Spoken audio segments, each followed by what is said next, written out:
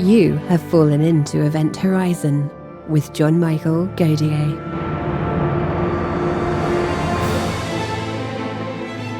In today's episode, John is joined by Dr. Klaus Pontoppidan. Dr. Pontoppidan is an astronomer at the Space Telescope Science Institute. He works on the formation of planets and the origin of our own solar system. He also works as a James Webb Space Telescope project scientist. The James Webb Space Telescope is the scientific successor to the Hubble Space Telescope and the Spitzer Space Telescope. As the largest optical infrared telescope ever launched into space, it is expected to spot the most distant galaxies in the universe, dust, and molecular gas around young stars in the process of making their own planetary systems, and not least, to characterize the atmospheres of exoplanets.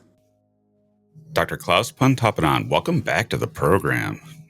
Thanks for having me. Klaus, it exceeded my expectations. I expected beautiful images, but I was blown away. I was just absolutely amazed.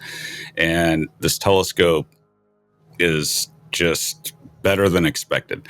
Within these images that have been released over the last few days, what really surprised you as a scientist working with this telescope? I think there's several things that surprised me. I think one of the first things that really came out was in the deep field, the one that was released a day early by the president. We knew that we would have a deep field. We knew that we would be, about the same depth as the deepest fields Hubble did. At least that's how it was designed. What we didn't know was, well, for one thing is, the observatory is better than expected, and so that means that we're now deeper than anything that's been done before. But it was a bit of a bonus. That was not the expectation. But the other thing is just this incredible detail and high resolution of the image that allows us to see these distant galaxies as not just smudges, but entities, like individual creatures with structures. So if you zoom in on some of the galaxies in the deep field, you see these that some of them are surrounded by these little dots, and these we think are individual star-forming clusters within the galaxies that Hubble just could never saw. And I think there's some real science there. I mean, this all has to be analyzed in the coming weeks and months by experts in this field. But on our team, the galaxy experts, they were looking at this and they said, we've never seen this before. There are some models that might predict that these early galaxies, if they should form lots of these star clusters, but now we see them in this amazing detail. And I think some of this comes from the fact that the observatory is actually sharper than was expected at the shortest wavelengths, down at about 1 micron, and that's where you really see all those little blobs come up. So that really surprised me how many details we actually could see. Were you able to determine in the deep field image, and I know it's early to ask this question, but how far back are we looking? I mean, what is roughly the most distant galaxy in light years that we're seeing in that image? So yeah, we were able to determine I wouldn't say distance, more the age of the light. Because this is a thing with these kind of cosmological distances.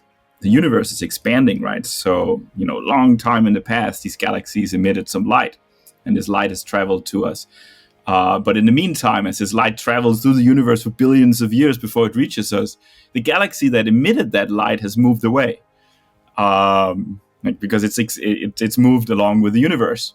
So the galaxies today are much farther away than they were when they emitted that light. So usually we think of distances in terms of what we call look-back time. So it's rather the time that the light has traveled, the age of the light, and that we can measure very precisely. And we actually did this as part of this release using spectroscopy, right? So the method where you take the light from these distant galaxies and you spread it out into its individual colors.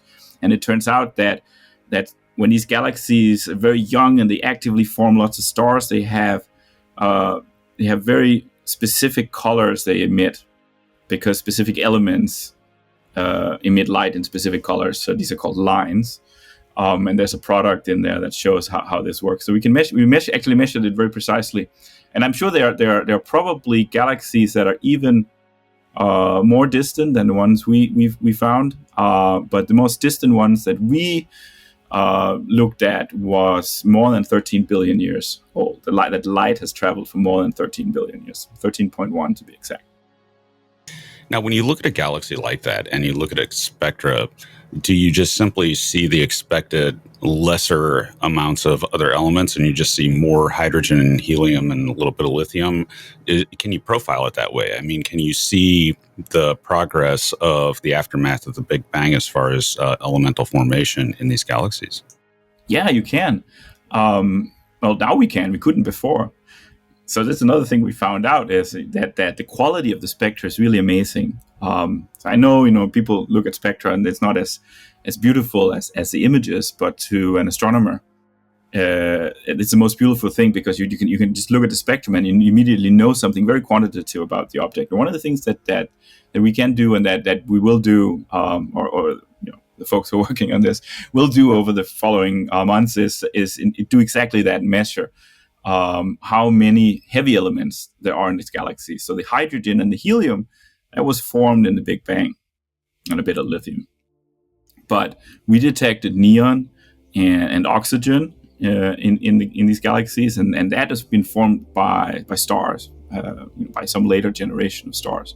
And one of the things that folks will definitely look for is if there's less of that, what you call lower metallicity in the oldest galaxies, to see if they're essentially more primitive or they look like they only had maybe a couple of generations of stars. And then ultimately, with even deeper fields, we'll look for areas where there's essentially no heavy elements.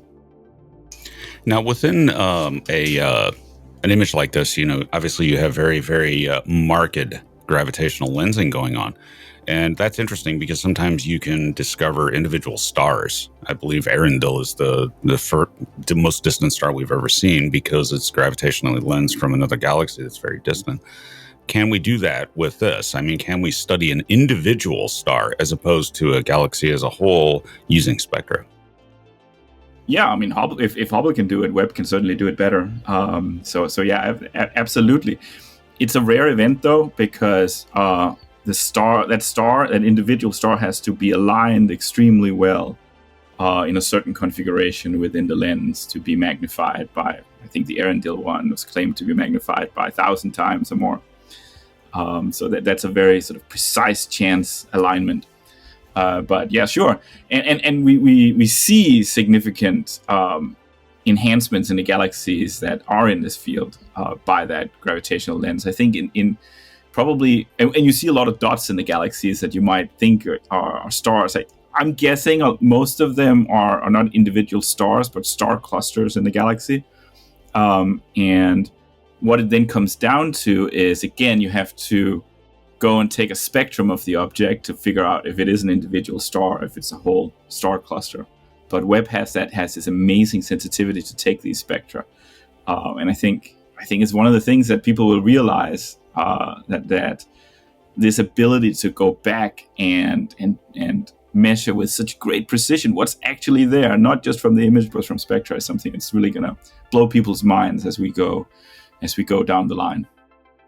Now, regarding spectra, it's not just galaxies. We also have characterized water vapor in the atmosphere of an exoplanet, a sort of vaguely Saturn-like gas giant, but there is water vapor, and that heralds what we can do with perhaps rocky exoplanets looking for water vapor in their atmospheres. And if we can do that, then you're moving into territory of looking for life. When is that going to start? I mean, what on the exoplanet side? When are we going to see news of the next characterization of an exoplanet atmosphere? So I can't say when there's going to be another news item at this time, but I certainly can say that there are already observations taken for scientists of other exoplanets in this way. and there are a lot of them lined up in the next year. So I don't think it's going to be long, but I haven't seen any results yet, so I can't say.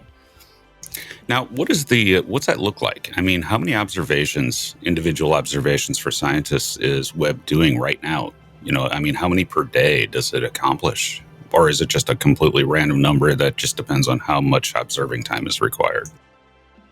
Yeah, I mean, it really varies depending on what is being done. But let's say a typical, what we call a visit, which is where the observatory goes and looks at a certain object without going to another one. And an observing program or an experiment, it can be many of those visits. But a typical one like that is maybe a few hours, from somewhere from between 1 hour and 5 hours.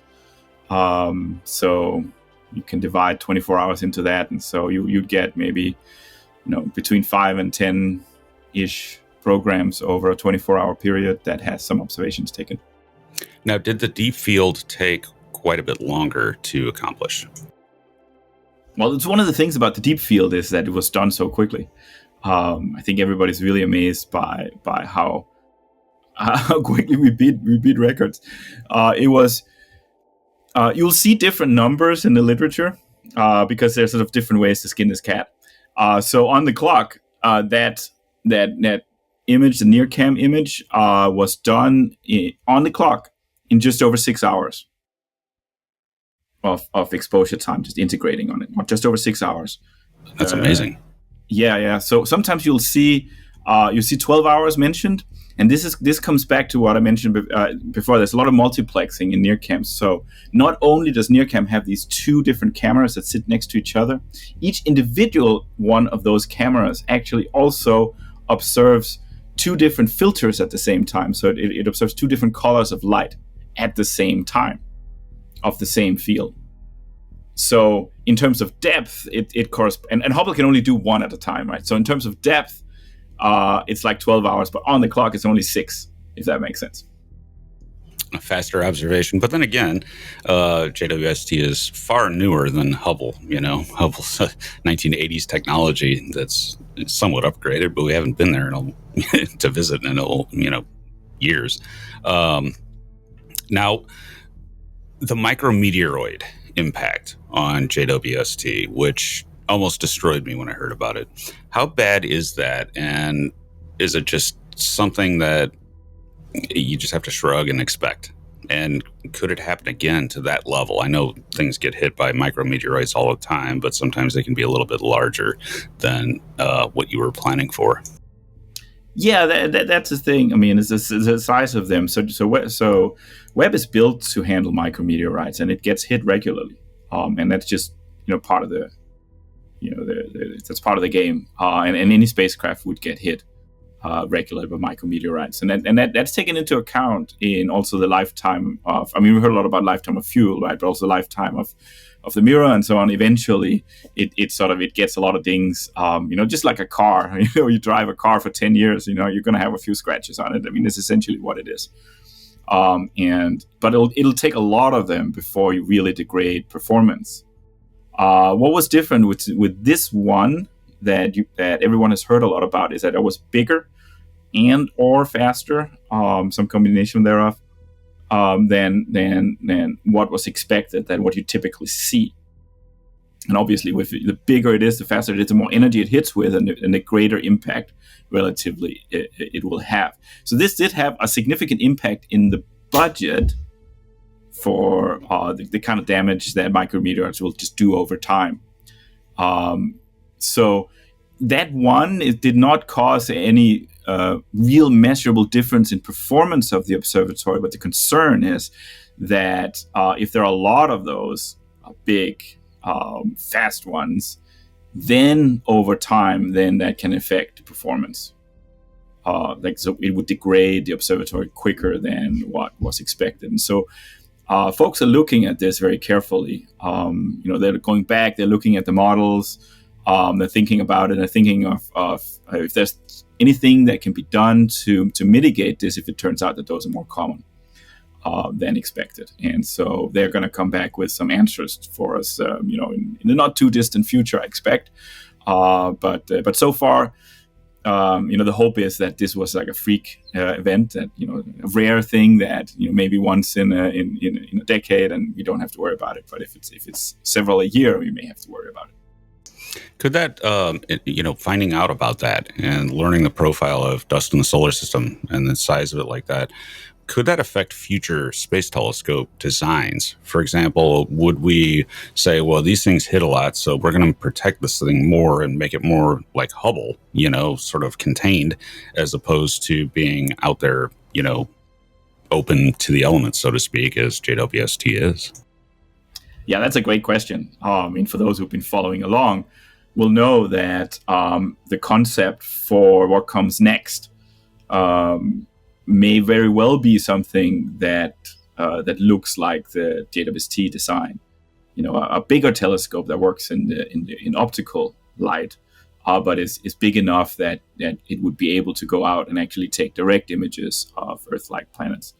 But that would also have this big segmented mirror, bigger than or probably about the same size as Webb's, but and a sun shield. But in order to take direct images of real Earth-like planets, the surface of that mirror has to be even more precise than Webb's mirror. And Webb's mirror is already very precise. And that's where you have to start really worrying about micrometeorites, because the more precise that mirror has to be in order to image those Earth-like planets, the less it can withstand this kind of impact from micrometeorites. So you don't want to build this fantastic telescope that can observe Earth-like planets. You send it up and it only works for a few months, because then it just gets hit by something. That's interesting. Yeah, so they're worrying about this. Sure. Yeah, so that really shows that in addition to the science mission, Webb is also teaching us about the conditions of space for future telescopes, and will help define what we can actually do, in the future, especially with, giant telescopes like the next generation. Yeah, exactly. Yeah. And if they end up having to put a big tube on it, first of all, it will be very expensive. And second of all, it may limit how big the telescope can be. So we hope not. So I hope they figure out, I'm sure they will figure out some clever way of dealing with it, but we'll see. Well, at least we have the benefit of launch costs dropping and gigantic rockets coming that can launch things much, much bigger than Webb. And you don't really have to fold them up so much because of fairing sizes and everything else increasing. So this story is not over. There's going to be a whole series of increasingly great space telescopes coming. But Webb is the one that's going to show us everything it can now. Now, if you had to put numbers on it as far as power, how much more powerful, say as a percentage, is Webb versus Hubble? Now, I know that's a hard comparison to make because they're two different telescopes in two different areas of the spectrum, but if you just had to make a general statement about how much more powerful Webb is than Hubble, what would you put that number at? Well, I would say it's orders of magnitude more powerful. Because orders of magnitude means, like 100, like much more than 10, but probably less than 1,000. And the reason you can say that, and because as you're right, that this is there are many parameters you can look at, as many different ways you can compare things. But like, just if you look at, let's say, the example of the distant universe. With the earliest galaxies, we are more sensitive, even in the wavelength region where we overlap. We are far more, like 100 times more sensitive at more infrared, at redder wavelength than anything that came before, which would be something like a Spitzer Space Telescope, for example. Like vastly better than vastly that. Yes. As far as infrared telescopes, this is is something much, much better than what we've ever had. Right. But the thing is that it doesn't make as much, if this is a science goal, right, it doesn't make as much sense to compare to that bit of wavelength where you overlap with Hubble, because that's not where you see those distant galaxies. You see those distant galaxies in the area where we are much more sensitive than Spitzer. Right. So to do the science, we are 100 times better, or something like that. Then we're faster because we have more pixels. like one of the things you see in the images that was in the first images package, for example, like for example, Stefan's quintet. This is a massive image. It's 150 million pixels. It was put together by almost 1,000 individual image files, and we're able to do that in just a few hours. So it's and people have been saying in the past that the Webb, it's not a survey telescope. This is true. It's not something that's going to look at the whole sky, but it can look at bigger regions and Hubble faster with more pixels on sky. And so that's another kind of power. And then there you can think about the spectroscopy that you get. So you have all this. It's just you can't quantify that power, but the power that you can take an image and you see something weird there, something you don't understand, whether that's, I don't know, there's some direct imaging of exoplanets, and so you may see some a blob there. You don't know exactly, is it a planet or not, or a distant galaxy, and you can go and take a spectrum of it, and you'll just tell from that spectrum, yes, this is what it is. So that's a different kind of sort of soft power. Now, in regards to the spectrum of the exoplanet where the water vapor was seen, did you see anything else? What other chemical signatures were in there, if any? So you can think of it like as this, right? The composition of the atmosphere is just one thing you can learn about a planet. When they do the spectra and they fit a model to it, that's one thing that comes out of that fit. But there are other things as well. So you're right. So there was clearly water there. We were looking at some other things, like at shorter wavelengths. You often expect to see atomic gas at very high altitudes in the planet, like potassium or lithium. And we think there may be some there, but it's something that requires a more careful reduction of the data. So this was something we just didn't have time to do before this release came. So folks are already looking at the spectrum to see if they can improve things. This is what you have to do when you're looking at this kind of precision. But other things as well. You get a temperature out, right? So this is over 1,000 degrees Kelvin. So you get that out of the spectrum. You get out that in fact it does have clouds. It was known as a cloudless planet because this is what Hubble observations indicated, but they just weren't good enough to really say that, apparently, because once we have the Webb spectrum, we can clearly see that it has clouds. Other planets, you would be able to also look for volcanism, or whether they have maybe an ocean on them, whether I don't know, you might even be able to go look for variability over time, right? So it's kind of weather where maybe the atmospheric spectrum will change over time with seasons or whatnot. That's interesting, because you could literally characterize the seasons and maybe even predict them ahead of time of an exoplanet. I mean, that's just mind-blowing that we can actually do that now. Yeah. So I think there's a lot of this kind of stuff is just going to come out. Again, give folks a little time, right? But over the coming months and years, that they're going to, because the quality of the data are like that. So they open up discovery space. Right? They open up space to find things and that we didn't expect that we could do or that were there. Like the basic thing you need to do stuff like that is just quality of data. It's signal to noise. It's just resolution. It's sharpness. All that. And so we have all that. What we're showing with the spectrum is that we have that in just a single transit. So I think a lot of people are really excited about what we can do in the future for other planets and this planet too. To sort of dig deep into this, just as a hypothetical, if we were able to get quality enough observations and the conditions and circumstances were just right, you could study a planet's seasons and derive all sorts of information from that. Probably things like axial tilt, and start answering questions about, Earth. What, how common is it of a stable axial tilt, moderated by a moon? How common is that in the universe? And that really is sort of one question you could ask of JWST, right? Yeah, absolutely. I think a lot of this is for JWST exoplanet observation is kind of really just limited by the available observing time. The main limitation is that for transits or eclipses, where the planet goes behind the star instead of the other way around, is that it only happens a fixed number of times. The one we observed for the first images had a period of 3.5 days, which made it easy for us to schedule it. It wouldn't have worked if we had to wait a few weeks, right? We just wouldn't have had time to do it. But some of the most interesting planets, of course, have longer periods, especially the ones that are cooler, that orbit farther from their star.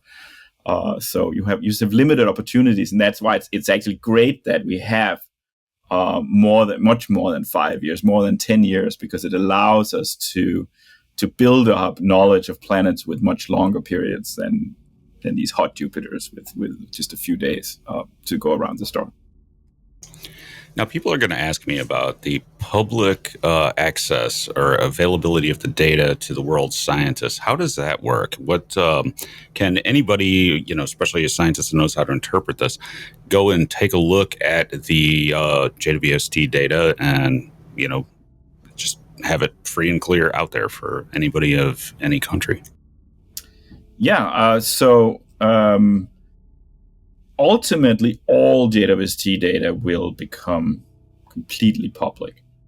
There are some data sets where the investigators get exclusive access time, we call it, of up to 12 months. But you'd be surprised of how much stuff that's just going to be public right away. So like your first images, we released all of that yesterday. So, you can go right now and download it and, have fun with it. Today, we're releasing a lot of new public science data from what's called the Early Release Science Program. Anybody who gets time to do what we call a large program, which has maybe more than 75 hours of observing time, that's also just public immediately. The the solar system community got together and also decided that a lot of their data would just be public immediately. So there's sort of this growing. I don't know if ideology is the right word, but there's this growing culture in the scientific community that data wants to be free, and we should not, individuals should not sit on exclusive data. The observatory is paid for by taxpayers of the world, right, or from many different countries, and so it really should be available to all. So I think you'll see there'll be a lot of that. And yes, for the public data, anybody can go to the archive and just go ahead and download it. It may take some work to understand it and figure it out. Trained scientists can do that best, but there's a lot of awesome amateur astronomers out there, and I would just encourage them to dig in, and I'm sure they will be able to do some awesome science or beautiful images or whatnot. Even just something like the deep field image, you look in that, the hundreds of galaxies, there are some really interesting looking galaxies hidden in that image. So anybody can sort of go and look, and if you do that and you're looking at this little spiral galaxy or whatever, you're putting more attention into that galaxy than any other human ever has, just by looking at it for a long time and admiring it. I find that pretty amazing. Yeah, absolutely. And I happen to so my role in making the first images. I worked with a team that did that, and I played a significant role. And one of the things I had to do in that role was, because of all the confidentiality about them, there was only one person who was able to download the data when they were available, and then to distribute it to the instrument scientists and the graphics artists who needed to deal with them. That was me. So I got to download that deep field one day when it was available, and just sit there and look at it for a couple of hours as the only person on Earth. And I will admit that was a weird feeling. Looking at all those galaxies as a first person, and I knew some of them would be more distant than what had been ever done before. It's looking at the beginning of the universe. I mean, there are few things that are more weighty than that, at the aftermath of the birth of the universe visible to us. So how does it work with regards to prioritizing observations. Now that we're in the science phase, do you have like basically a ranking system on what gets done first versus what's second tier and things like that? Is there such a system, or is it more distributed? Yes, so we don't have a priority system. Everybody is equal with one exception, and that's that mentioned earlier, what's called the early release science program, which is just in this first year. There's 500 hours of observations that were selected from the community, and these had the purpose of making sure that there was public data for all the important science modes of the observatory and over a wide range of science cases, so that even for those who didn't get time, or maybe there are students or postdocs who just came in later and want to ramp up and start doing science with the observatory, that there would be some data available for them. So those get priority, but they get priority because they're public data sets. And so we just want to make sure that they come out as quickly as possible within the first 5 months. Everything else has just this flat priority. The scheduling is made to make the observatory the most efficient possible, right? So it takes time to move from one part of the sky to another. More than half an hour if you're going from one part of the sky to the opposite part. And so it would be very inefficient if observations were scheduled according to some other priority than just making sure that we move as short distances on the sky as possible. I see. And that also saves fuel, right? So if you sort of prioritize the targets near each other, you don't have to move the telescope as much, right? Yeah. So I think the fuel is a little more complicated, but it's taken into account as well. That's right. Now, what's next? What can we expect in the coming month, say, from JWST? Is there going to be more pretty pictures coming out or anything like that? Or is it just going to be, we have to wait for the papers to be published? Yeah, no, that's a great question. No, there'll be more pretty pictures. We certainly don't want to sit for months and not have something new come out. I do think that the science community will be very quick. I mean, it remains to be seen. I don't know if the first paper has been submitted yet or not, but we can take bets on when that will happen. But in the case that we're not getting some awesome results from the science community in the first few weeks here, then we're ready to we'll put out new images, and we'll do that regularly on a pretty frequent cadence. And you mentioned on Twitter that there is such an image, at least one, and that there was another image taken that you didn't process or do anything with. You're obviously very busy getting the images that were out. But there is at least one other image out there that somebody could process and release at any time, right? Yeah, I mean, you may be talking about that little bonus deep field. So that's available. There was another exoplanet as well in there, other than the one we used in the press release, and that's been released as well. I'm sure folks are looking at it. So yeah, I mean, there'll be things. And my last question for you, Klaus. All right, so we know of an exoplanet that's very close, Proxima b. Is that high on the list to take a look at? Not to my knowledge. It's a hard target. It's a bright. There's a bright star next to it, right? So I'm not sure actually. Yeah, that gets to be a problem when those really, really closely orbiting exoplanets are red dwarfs. All right, Klaus. Well, congratulations. It was an absolute pleasure to watch the flawless deployment of JWST, and then now just the jaw-dropping images and science. It's going to be a great run. Well, I'm sure. Yeah, we have a lot of good things to look forward to. So thanks for having me. It's always a blast. Yep, and I hope you'll join us again at some point when even more science comes out. Accumulated science and talk of JWST. Absolutely. Event Horizon and my channel are now available as a podcast on Apple Podcasts, Spotify, and YouTube memberships. Early ad-free episodes, bonus episodes, and sleep-focused content. Sign up now by clicking the links below to your platform of choice.